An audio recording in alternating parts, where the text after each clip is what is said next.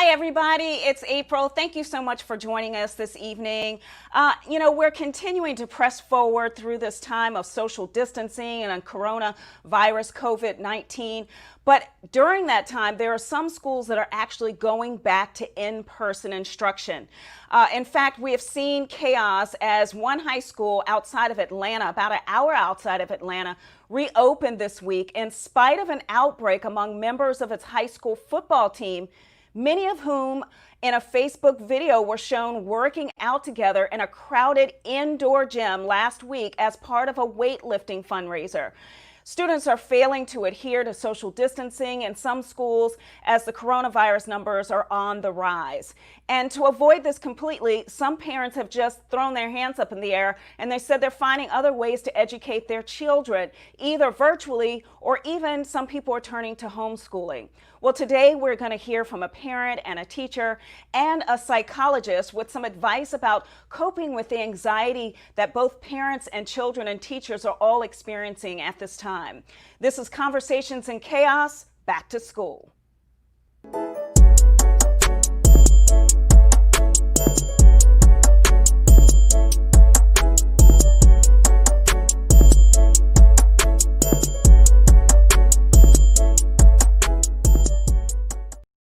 I want to welcome everybody for joining us on Facebook and YouTube and other social media platforms, and parents and educators and maybe even some kids that are joining us and students. I'd like to thank all of you guys for being here with me today as we continue to uplift and educate and encourage one another during this difficult time. My first guest I want to welcome is a licensed clinical psychologist. She is the founder and CEO of the Raw Psychological Services, which is a group mental health practice located in Chesapeake, Virginia.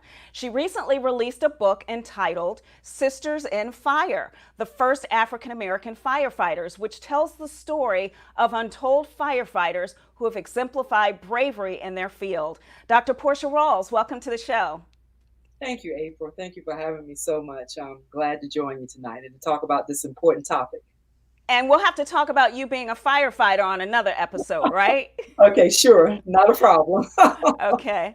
I'd also like to invite our other guest today as she's joining us this evening from Norfolk, Virginia. She's the vice president of the PTA, the Norfolk PTA. She's also a licensed preschool instructor and student herself graduating from CHKD. And she's a freelance writer for the McLaughlin Group, as well as a freelance producer for Press TV. She also worked with ABC News Radio and Middle East Broadcast Network and also worked at CNN. Let's hear it from a mother who is doing it all, Alexandra Nassar. Hey, Alexandra, how you doing? Hi, thank you for having me. I'm doing well. Thank you. I appreciate you guys joining us today. Let's dive right in. According to a BuzzFeed news article, students in Paulding County, the one I was referring to earlier in the open of the show, outside of Atlanta, about an hour outside of Atlanta, were faced with expulsion if they decided to remain home instead of coming to school. And many of them had to return to school despite the positive reports of coronavirus cases among the students and the staff, and as we mentioned, the football players. So I'll throw this out to whoever wants it. What's your thought about what's going on throughout our country? You know, it's only natural to feel anxiety at this time in the country. I mean, we as parents are all stressed. We have gotten several options to educate our children, and none of those right now, at least in the city of Norfolk, include in-person instruction. Mm-hmm. So I can see how parents would be stressed to send their children back to school and in-school traditional setting, especially if the proper precautions weren't discussed beforehand and children are just going back, and we really do risk them being infected. Mm. And Dr. Portia, what do you think about students, if they don't go, they face expulsion? Yeah, I think that's pretty harsh. Given that the virus is on the rise, it's far greater now than what it was when some of the states shut down in March. Mm-hmm. It's almost penalizing people for being concerned about their safety. And that adds a whole nother layer if that child has those type of disciplinary actions in their record, and then how does that play out once they, graduate and people are looking. So as a, looking to attend college, there's such a variety of things that has a snowball effect. And really, as we're seeing, you mentioned Georgia, but I was looking at the news today. Now they have 116 kids in Mississippi that had to quarantine after a few days of going back to school. So really, I think the best option, I'm not an MD, but the best option really would be allow the parents. I know in Chesapeake, I had talked to some of my parents and they were saying they were having the option of either to homeschool, stay home, do online, or do face to face. And I really believe that's what the option needs to be in school districts. Yeah, I mean, everybody has their own kind of situation. You have some parents that are actually going back to work and they hadn't been at work, they've been working virtually. And, what are we going to do with our children, or who's going to babysit? And not everybody can afford a nanny or has a person moving in to help keep their kids. And if they do have someone moving in, say a grandparent, that person may have pre-existing conditions. So what are you getting? What kind of feedback and stories are you hearing, Alexandra, from the different parents in the community about how their situations are quite unique? I think everyone is pretty much saying the same thing. Even the stay-at-home moms are stressed out. Their husbands are working or the wives are working. And in a lot of cases, and what we're seeing in Norfolk Public Schools families is that both parents are working. So there really is no one to take care of the children. And if you do send them to a caretaker, or the caretaker comes into the home, you risk further exposure from maybe an extra person coming into the house. I think that they're all stressed, and what I'm hearing from different families is that, because we don't have any other options but to be home, whether you're choosing traditional homeschooling or virtual learning, that stresses everyone out. And I think that one of the main things we're hearing also is, how can my children stay socially connected? How can we help them deal with stress? And I think that we don't know those answers until maybe the school year starts. We had a little preview back in March, but things are going to be very different in September. Now it's really time to start learning in a virtual atmosphere. And I think that a lot of people are talking about the social connections and emotional anxiety with our kids. Yeah. Dr. Portia, can you speak to that a little bit? Because I know some are learning virtually, but I have two kids, a 20-year-old and a 16-year-old. The 16-year-old can learn virtually. The 20-year-old is struggling to do virtual classes and needs in-person instruction. So just those stresses of, am I going to have to do virtual learning like I did at the last minute in March, where my teachers or professors weren't necessarily prepared for that? Yeah, that's I'm an online professor on top of being a practitioner. And one of the challenges we've always faced in online education is how to keep the students socially connected. So a lot of times we would do blogs and we would create platforms purposely for that so that they can engage with one another. But what you bring up is a really important point, April. Some persons don't do well. Some students don't do well in online. And so, and the other challenge is you have teachers that are not used to teaching online. Right. So even though you may give me a Canvas platform or a Blackboard platform, whichever platform they're using, how do I know how to post lectures and do online and live engagement for those students who are struggling to just sit there and maybe receive their lessons and read the posts and all of that. So it becomes very challenging. You have children who are not used to it, and then you have instructors that are not used to it. So it's a challenge. It's something definitely, and it creates more anxiety and more stress for everyone involved. Right. And then you're all in the house together trying not to get on each other's nerves. Yeah, and if you have a very small house, then what area are you going to set aside for that child to have the time to do their homework and to be online, that they're not distracted? The other issue I'm facing, and we're seeing here at the practice, is you have parents who don't have the means. They don't have internet in their home. Right. So how are they going to deal with, if they want to keep their kids safe, how am I going to access online education? So Do I opt to send my child to school and then take the risk that they may become exposed or infected by the virus? Yeah, they're all difficult Yeah. topics and difficult things to consider, and they all change with each household. Yep. The other thing to consider too, that while you were talking, Dr. Portia, is the relationship between perhaps a father and wife, a father and mother is there's a certain amount of time that you're apart during the day, Yeah. and you look forward to that because you need that time to be apart and focus on the things that you have to do. But then you're spending a lot more time together, and you're forced to kind of engage and interact sort of in your time space. And Mhm. so that's kind of a unique perspective too. And I'm sure that fizzles down to the kids, and they see the interaction of the parents that may not be going too well too. Yeah. Unfortunately, marital conflict, child abuse, domestic violence, Mm, all of those things are on the rise right now because people are staying together. And there's a lot of marital separation that's coming out of this situation. There's a lot of divorce that's coming out of this situation because if there's problems in a relationship, you can pretty much manage that if you're not together all the time. But if you're in a house mm, 24 hours, eventually it's going to expose itself, and that impacts the children because they pick up on that stress. Whether right. they see any arguments, whether they hear anything, kids are very intuitive and they pick up on when their parents are anxious, when they're stressed, when they're angry, when they're depressed. Yeah.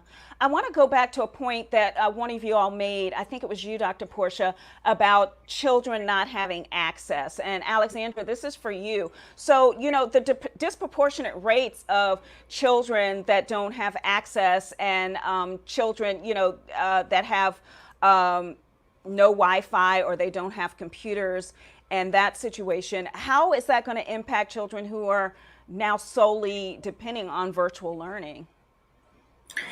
So the school system has made it clear that every student will have access to that is within Norfolk Public Schools. Okay. That every student will have a Chromebook laptop to use, and if they have Wi-Fi in their home, then they will not need a hotspot, which can also be issued to families if they need it.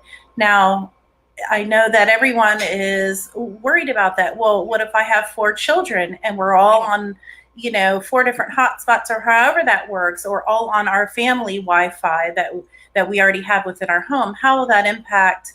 And that's a technical question, really, but I know that a lot of families are wondering the same thing. How will we have all 4 children set up, or even 2 children or one? How will we have them set up for successful learning? What is our atmosphere that we're having them learn in?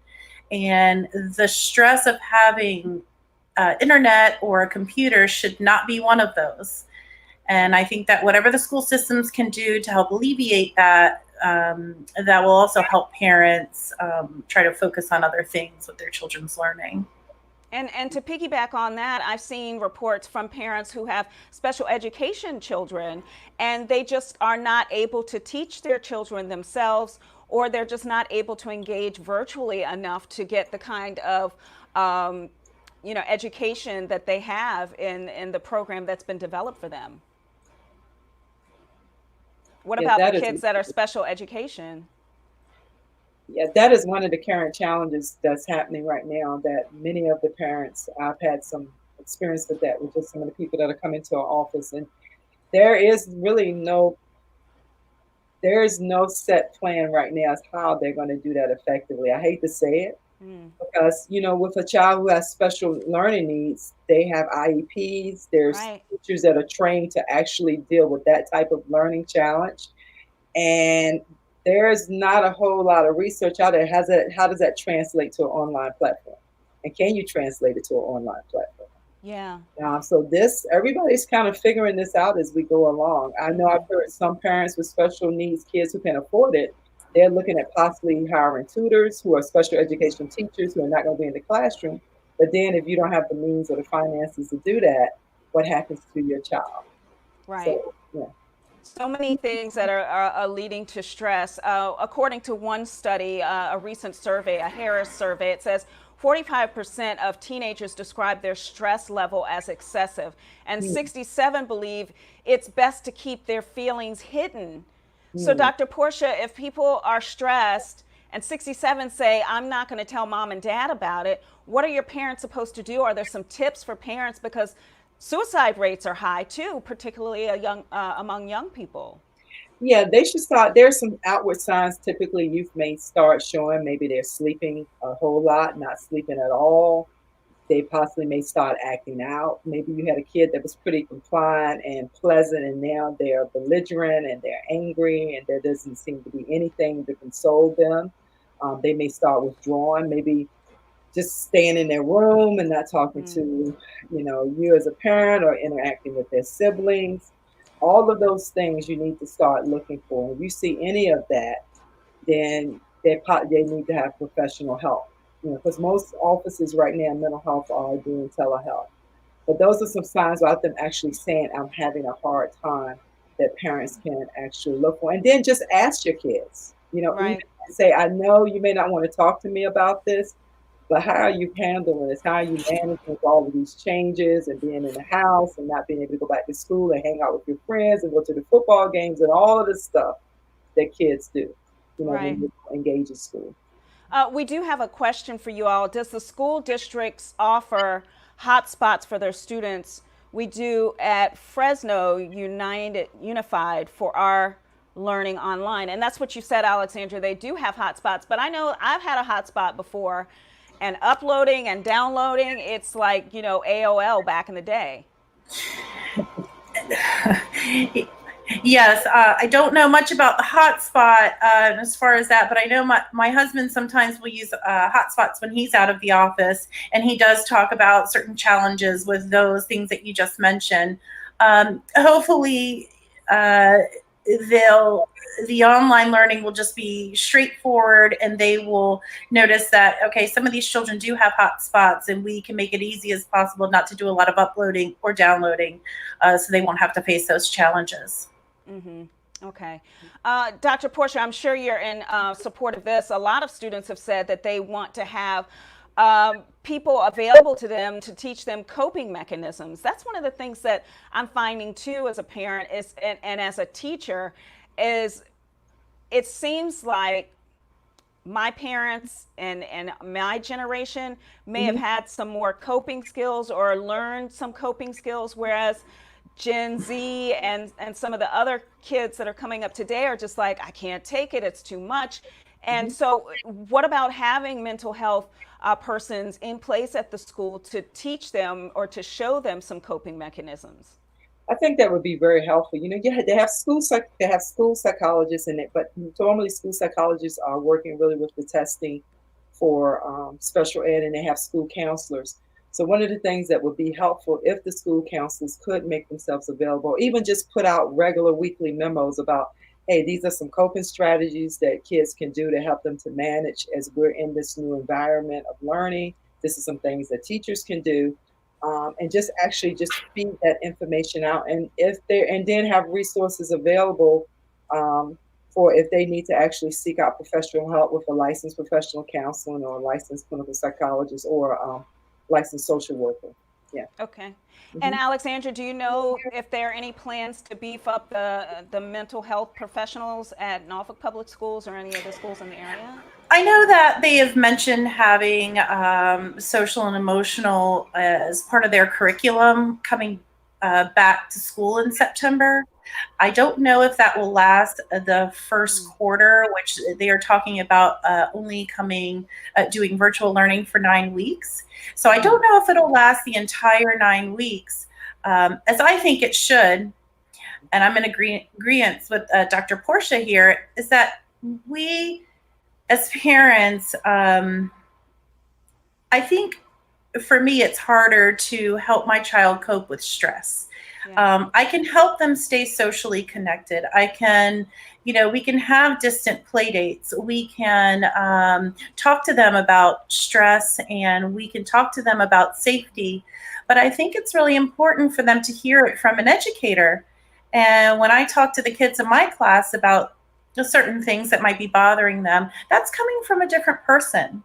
So Right. I do think it's really important if the school systems can, if they only planned on doing it for the first for the first month, maybe they can prolong that social and emotional learning for them. But I do know that they have talked about it, the school system that is, and they do plan on having that available for children.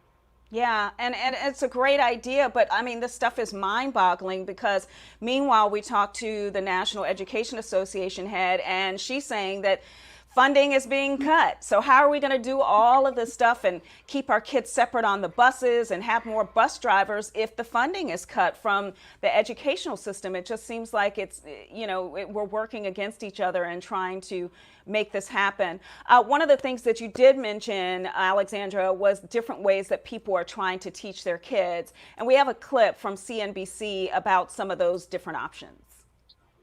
Today is lab day. Schools are pivoting to online learning, which could benefit companies teaching in the cloud instead of the classroom. Today's warm-up is, how do you use electrical currents in your everyday or circuits in your everyday life?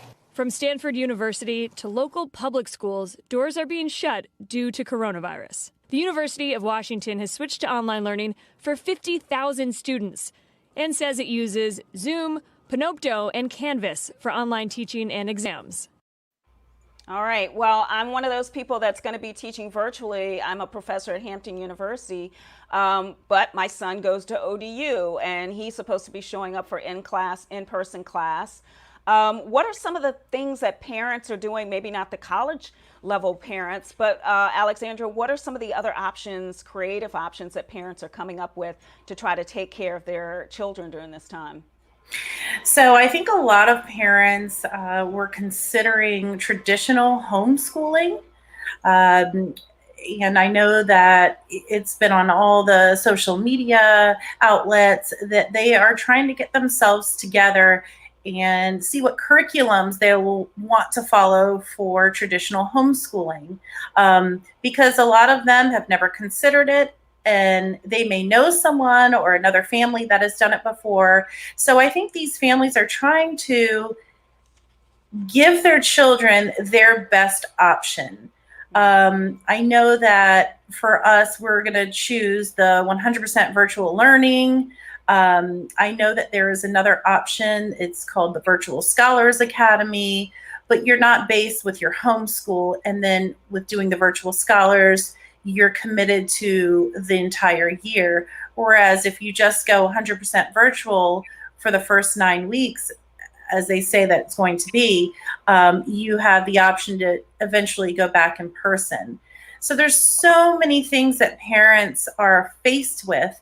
And I think that it's really important to talk to your children about how they feel about the situation, how they feel about the coronavirus going around and possibly getting sick from it, and how they would feel if they went back to school and their friend, or God forbid, that or their teacher were to get the virus, and how would they feel? So I just think it's important to see how your children are feeling at this point and what they might want to do. But not everyone is in the position to homeschool, Right. much less virtual learning. Yeah, exactly. We have a question for Dr. Portia. Any tips for a full-time college student having to take classes online for the first time? Yeah, a couple of things I would suggest. First of all, to make sure you connect with someone or several of those students in that classroom, that you create somewhat of a learning group, a learning community. A lot of my online students, what they do initially, because you usually give your introductions and everybody gets to learn a little bit about each other. But offline, outside of that classroom, they actually create learning and support groups, for lack of a better word. They can reach out to each other. They can talk about the assignments. They can get feedback, ideas from one another. So it kind of creates that same type of social connection that you would have on ground if you were on campus and you connected with students. So that's one important thing. The second thing is to stay connected to your professor.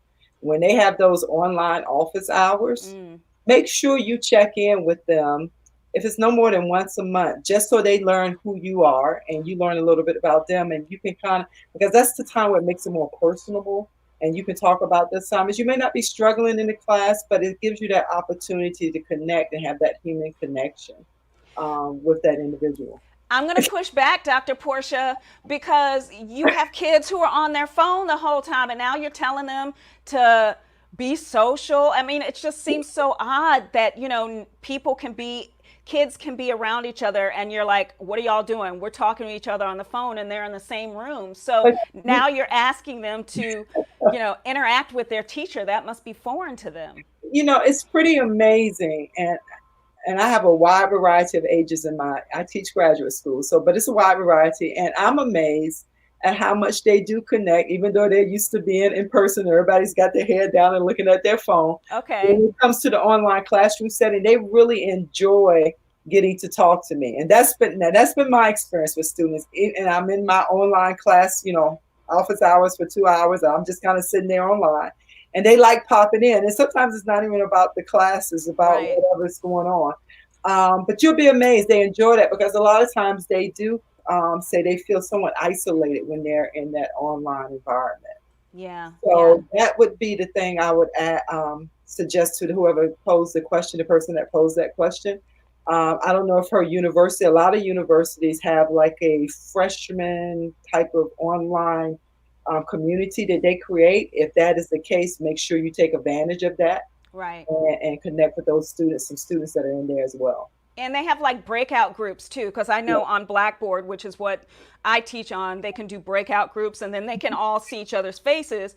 But I find some students, have their little, icon up there or their avatar up there because, they may not have done their hair that morning or whatever. So a lot of them are doing that or don't want to show their face because they aren't all glamorized. But so one of the things I do when I have my sessions with my students and we're doing Zoom, or I tell them, okay, this is a session, you have to be video. Right, so, right. Comb your hair. Exactly. I'm like, on Monday, we're all going to see each other. No exceptions. Right, right. Okay.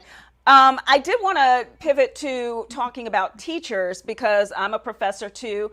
You're a professor also, Dr. Portia, and you're also a teacher there, Alexandra, because a recent study from the Kaiser Foundation shows that nearly a quarter of teachers have underlying conditions or of an age that places them in a high risk category for serious coronavirus complications.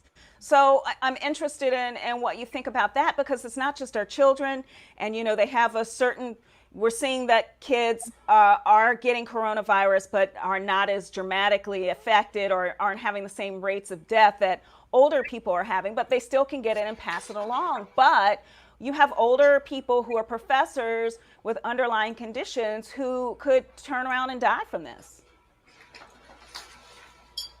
So my question is, as a professor and as a teacher, are you concerned about this issue? And Alexandra, I know you have an interesting situation too within your home.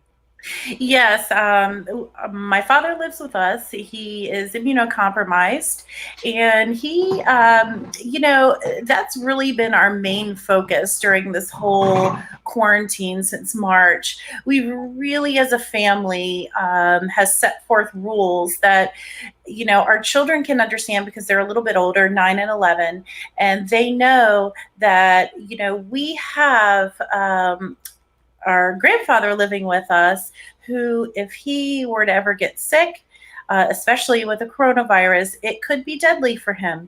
And similarly, I worry about that as a teacher. I will be going back to school and teaching in September.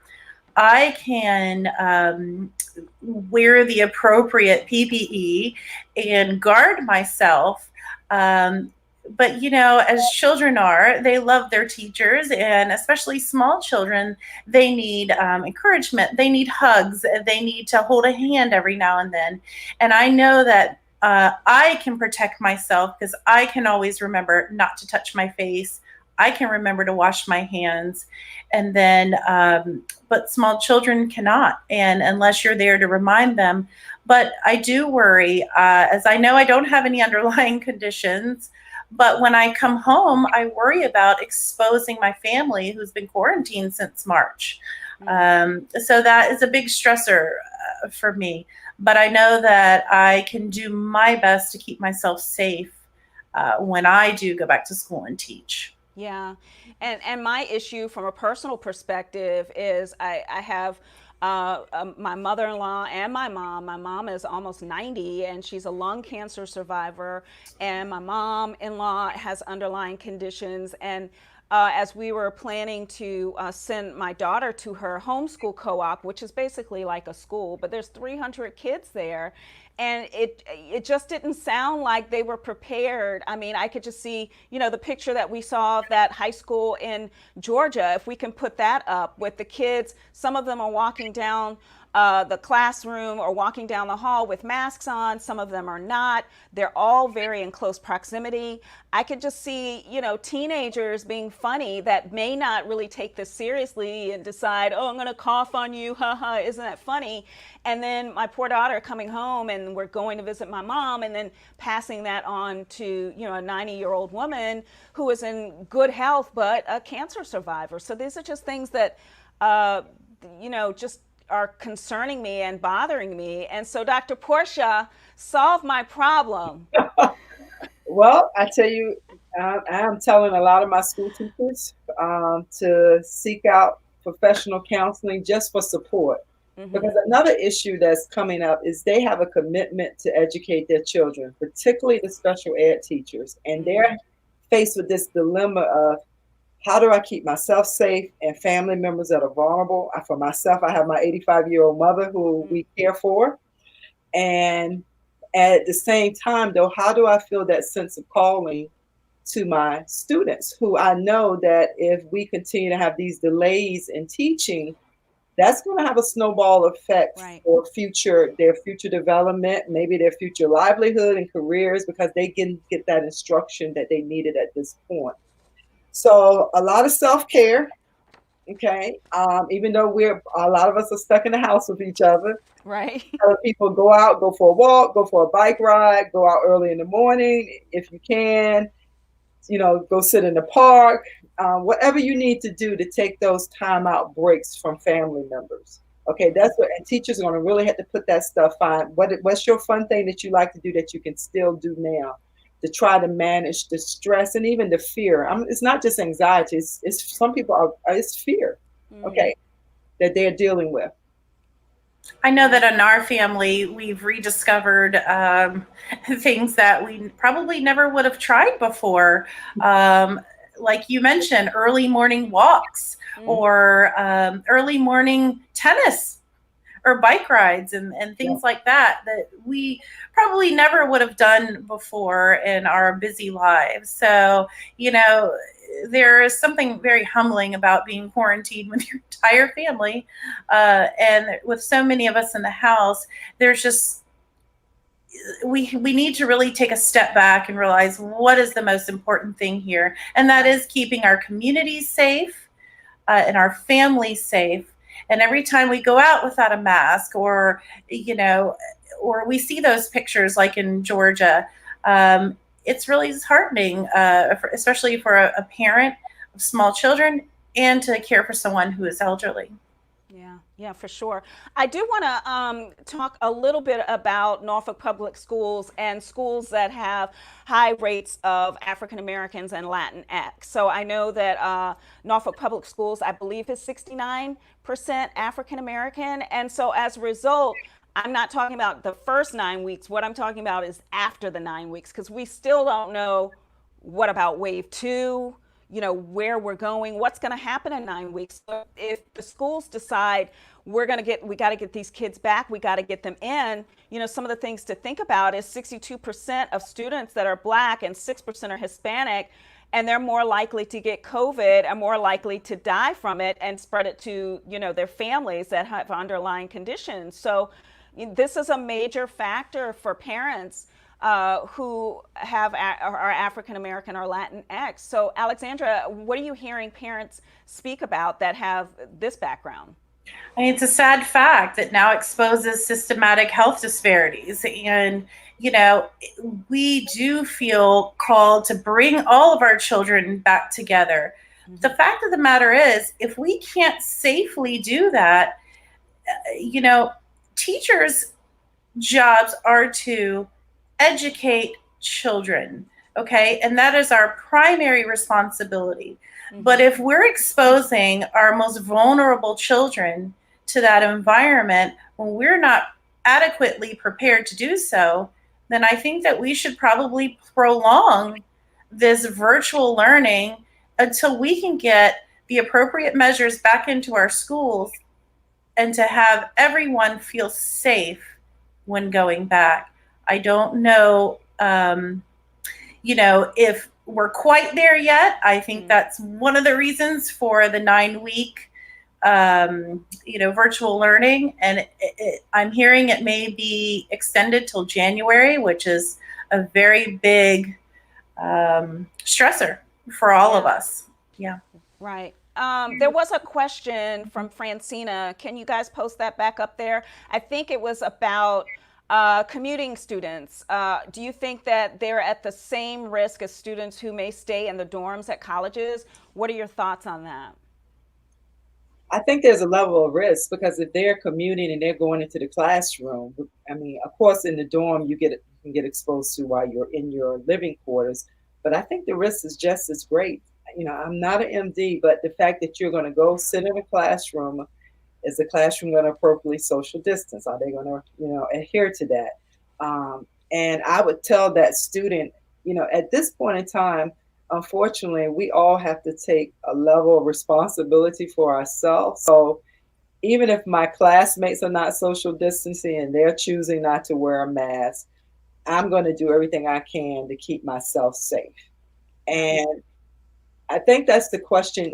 Alexandra talked about it earlier. We need to ask along the way of this journey that we're in a time that we've never, I don't think any of us have ever experienced before.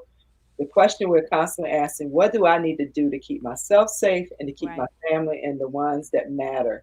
And it sounds a little bit selfish, but if you center yourself on that question, then a lot of the anxiety, you're going to still have it. But as long as you know what question am I always asking, okay, it'll help to diminish some of the anxiety. So yes, community students need to be just as vigilant as those who are living in the dorm. All right, you heard it here. Here's another question. How can students with different learning styles continue to gain effective education from their homes? You want to try that one? That is a tough one. I know. I have an answer. With different learning styles, continue to gain effective education from their homes. I would say this: don't just count on your professors and your schools to educate you. You have to be an advocate for yourself. And sometimes that means finding different ways to learn different things. It's one of the things I said to my students as we went to online. I said, do not use this time and just stay upset and depressed. Have your moment and get over it and use that energy to create something, to start something, to learn a new skill. I remember seeing, and there's still some of them up there, all of these different softwares that are offering for free during a certain period of time. Get on there and get that free software and teach yourself how to do it. I mean, there's YouTube videos for everything. There's LinkedIn can teach you new skills. So don't just rely on your professors to lay it all out. Certainly you want to learn, and you're paying a lot of money for your professors like me to teach you, but also go beyond that. And what else can you learn how to do? What other new skill can you get? And that can help you toward your goal. So that's what I would say to that. Y'all got anything? Well, and I also think, what kind of child do you have? Do you have a child that's self-motivated? Do you have a child that really revels in the praise of their teacher? And, if their teacher is involved in the Zoom sessions and the child does take advantage of the after hours or the tutoring that may be offered through their school, is this child going to take part in those sessions? Is the child self-motivated? And I think for a lot of us as parents, we're not really sure if our child is self-motivated because they've been in a traditional school setting. Right. Now that we've had to take a step back, we don't know how they're going to react. I mean, we had a little preview in March, but that was packet-based learning. And there might have been a little bit of Zoom and Google Classroom mixed in, but now we're moving to online learning. And if the teacher says, okay, now we're going to have some asynchronous work, then we rely on the child to then take that book and go and spend an hour and read some passages. Is our child going to do that? I don't know. Yeah. I guess, well, it remains to be seen. And then maybe some of it relies on the parents too, because Yes. the parents are going to have to come home from work and when they're exhausted, and if they're cooking and doing that, and then trying to find other supplementary education. One resource that I've been using for my daughter, because she's being homeschooled, is OutSchool. I've been finding a lot of resources there. One of the benefits of homeschool is you get to pick your own curriculum. You get to pick what is Black Wall Street for a history class. That's something that you don't learn in a traditional learning environment. And some people don't even know about Black Wall Street. But there's a class on OutSchool for that. There, of course, the traditional Algebra 2 and Spanish and stuff that are required, but it also gives you an opportunity to watch. There are lots of shows that are being put on PBS and NPR, and New York Times is also providing some educational opportunities and documentaries to supplement education. So, we're going to have to come together as a team and, work with the teachers who are doing it virtually, but then we're going to, drink some more coffee, stay awake, and try to teach our kids some of these other lessons that you can engage with them to learn. And I think another thing too, in these first couple of weeks, it's really going to be about the parent observing and watching how does their child learn and what works and what doesn't work. And to give themselves some grace and patience to understand. It may take a couple of weeks for us to get this. I know school moves quickly, but it may take us a couple of weeks to really pin down what's going to be best.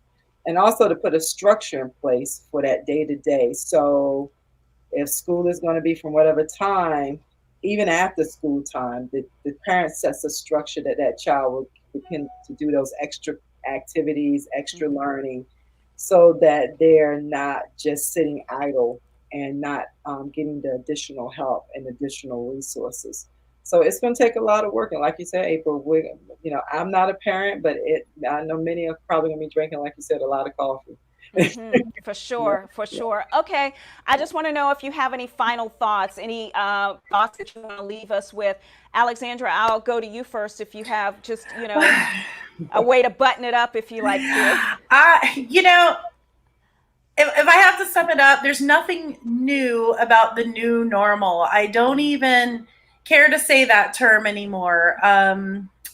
It just contends that things will never be the same as they were before. I mean, this language forces us to accept the loss and despair of what's happening in our community. It's really a reality that we should be accepting as our standard. We as a community and as families shouldn't be reveling in that discomfort. We should be trying to move forward and trying to be safe and getting our kids educated. We have to constantly move forward and not accept what people are calling the new normal. And by doing this, can only help us empathize. And, and we may not know anyone who has been I don't know. I don't know anyone who's been personally who has had COVID, but I know that I can empathize with families who have, and I just think that is unacceptable to say that this is going to be our new normal, and it can only stimulate us to move into action and to improve ourselves by following guidelines. All right. Thank you so much for that. Dr. Portia, final thoughts. Yeah, I would agree with that. And I also, just to set a context, and people will give themselves, be patient with themselves, is that we need to understand that as a nation, and even as a world, we're in a national crisis. We're in a national trauma. And that when you're in trauma and you're dealing with it, it affects you whether you realize it or not a lot of times. So even as we're trying to figure out how to educate our kids, how to keep them safe, how to keep our anxiety and their anxiety down, and when we don't get it right, to understand or we don't quite hit the marks, that we're allow ourselves and give ourselves a little grace, because we're all in this trauma and we're all dealing with it. And there are going to be times, even as we're pushing forward, there are going to be times that you're going to struggle to be motivated, and your kids are going to struggle to be motivated. and to keep going, simply because we're not just in a medical pandemic, but we're in a mental health crisis in this country. Okay. And if you continue to struggle, then get the help that you need. Seek out the professionals. If you want pastoral counseling, whatever works for you, to seek it out and to not be ashamed that I need some extra support, me and my family and my loved ones, because of what we're dealing with in this nation. Yeah, and I'm with you. Getting pastoral counseling would help, praying would help, and also I'll quote my husband that character is forged through tears. And what that means is, there's going to be challenges and you're going to be uncomfortable, but in the end, you're going to develop a great sense of character, and our children are going to probably be doing a whole bunch of crying during this time, but they will develop character and they will develop fortitude. And that's what we need our kids to have, is the ability to endure the journey of life. And so I just want to thank you guys, and I want to thank all of the people that are watching now. Make sure you subscribe to my YouTube page and join us every week when we come back here. I want to thank personally Dr. Portia and Alexandra Nassar. Thank you for speaking on this really important topic. And during this new age of technology, finding innovative ways to digitally learn is easy, but making it effective is definitely another step. And we're going to continue to create new ways to progress in this new normal during a pandemic. And I want you to continue to stay safe, stay healthy, and remember, it all starts with a conversation, even if the conversation is in the midst of chaos. I'm April Woodard. Thank you for joining me.